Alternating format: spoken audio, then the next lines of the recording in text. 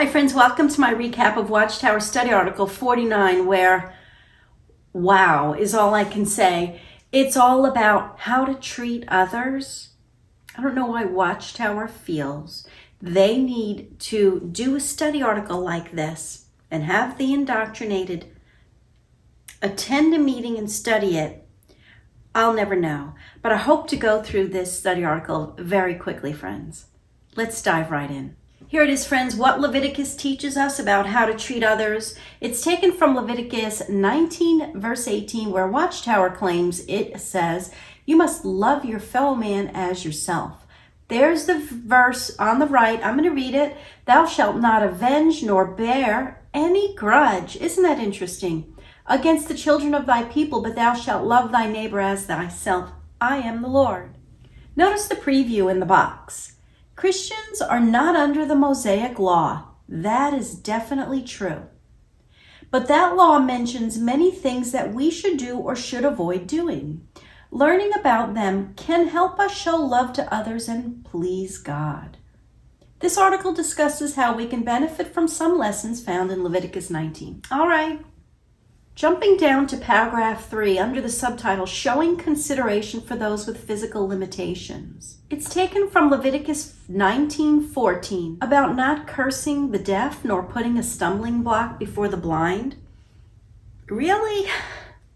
Let's just keep going. Paragraph 4 in the box, God's servants were not to put an obstacle before a blind man. Paragraph 5 in the red box, Jesus showed compassion to those who had physical limitations. Recall the report he sent to John the Baptist. The blind are now seeing, the lame are walking, the lepers are being cleansed, the deaf are hearing, the dead are being raised up. In response to Jesus' miracles, all the people gave praise to God. Christians are happy to imitate Jesus' compassionate attitude towards those who have physical limitations. So we are kind, considerate, and patient with such ones. There's the verses, friends. I've color-coded them. Now, this is something very interesting. This is not about Jesus being compassionate. This is about fulfillment of prophecy, and I'm going to show you. You see, John the Baptist was sent to prison. He knew he was going to be executed. But in John the Baptist's mind, he was thinking, I know my cousin Jesus is the Messiah.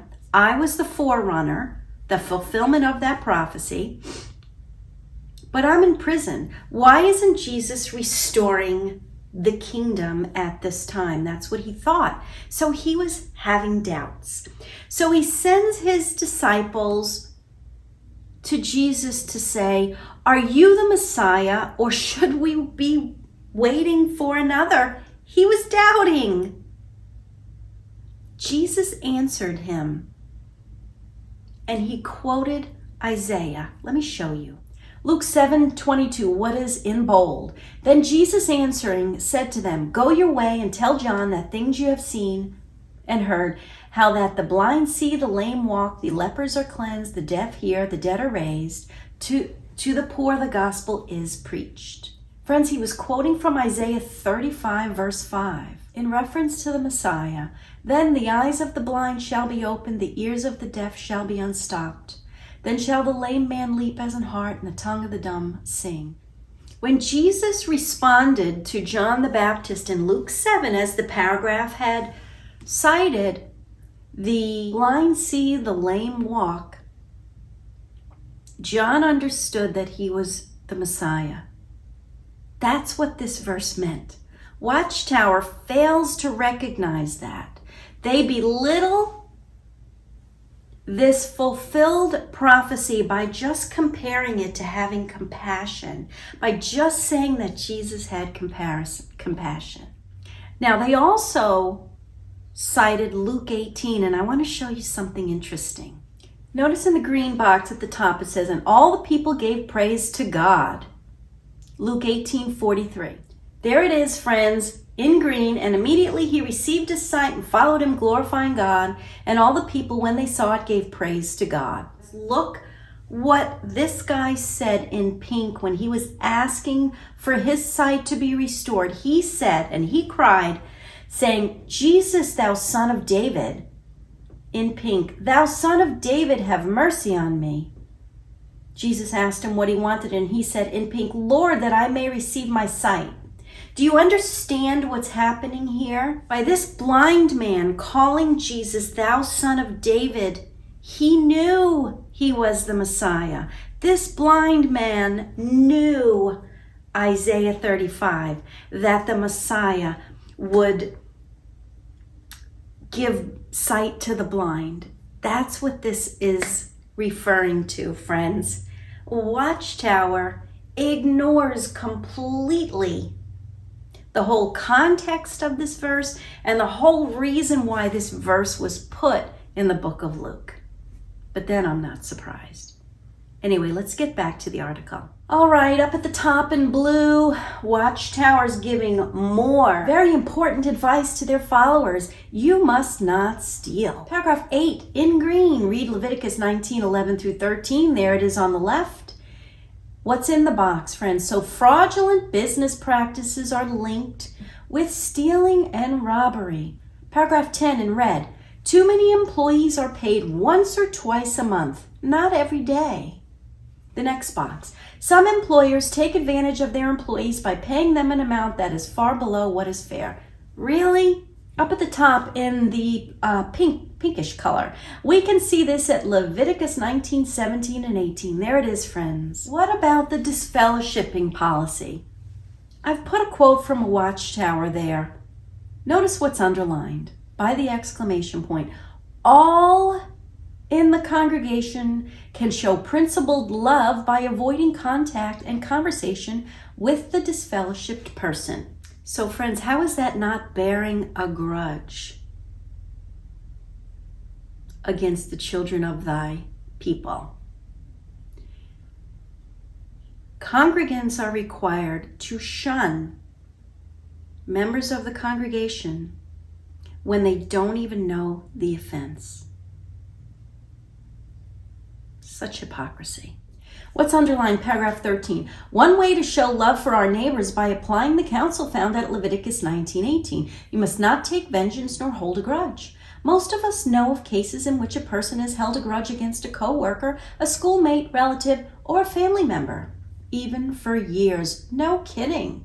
Paragraph 14 in green. Joseph's course of forgiving instead of nursing a grudge or taking vengeance sets a pattern for Christians who want to please God. Now, how confusing is this? Don't hold a grudge in order to please God, but then you have to disfellowship your baby sister for more than 30 years, and you don't even know why you're disfellowshipping her. That's true, friends, because that's my life. In the pink box, he also encouraged them continue putting up with one another and forgiving one another freely, even if anyone has a cause for complaint against another. Colossians 3:13. Paragraph 15, what's underlined? Consider an illustration. Hurt feelings can be likened to physical wounds. When we open an envelope, we might get a slight paper cut on our finger. That can hurt, but it will likely not do us lasting harm. But if we have a deeper wound and blah, blah, blah, I'm not even reading it. Paragraph 16 in red. When Jehovah commanded the Israelites to love their fellow man, he did not mean that they should show love only to those of the same race or nationality. Dumb it down, Watchtower. I don't know why you treat your followers like their children. In the red box, how so? There are millions of immigrants and likely some live near you. It's important for us to treat these men, women, and children with dignity and respect. Moving right along, paragraph 17 in the blue box. Both Leviticus 19:2 and 1 Peter 1:5 urge God's people to be holy. Many other verses in Leviticus chapter 19 can help us see what we can do to gain Jehovah's approval. Paragraph 18 in yellow, what's underlined? While we may engage in various spiritual activities and do many good works, Peter highlighted one in particular, leading up to his encouragement to become holy in all our conduct. But that's not what the verses say. Peter urges us, brace up your minds for activity. 1 Peter 1:13 and 15, but we're going to read that, friends, okay? Up at the top, verse 13. Wherefore, gird up the loins of your mind and be sober, and hope to the end for the grace that is to be brought up unto you at the revelation of Jesus Christ. Do you see that, friends? As obedient children, not fashioning yourselves according to the former lusts in your ignorance. But as he which has called you is holy, so be ye holy in all manner of conversation. To reiterate what's underlined in yellow, and hope to the end for the grace that is to be brought unto you at the revelation of Jesus Christ. Friends, notice Ephesians 2:8-9 below that. For by grace are you saved through faith, that not of yourselves, it is the gift of God. What does verse 9 say?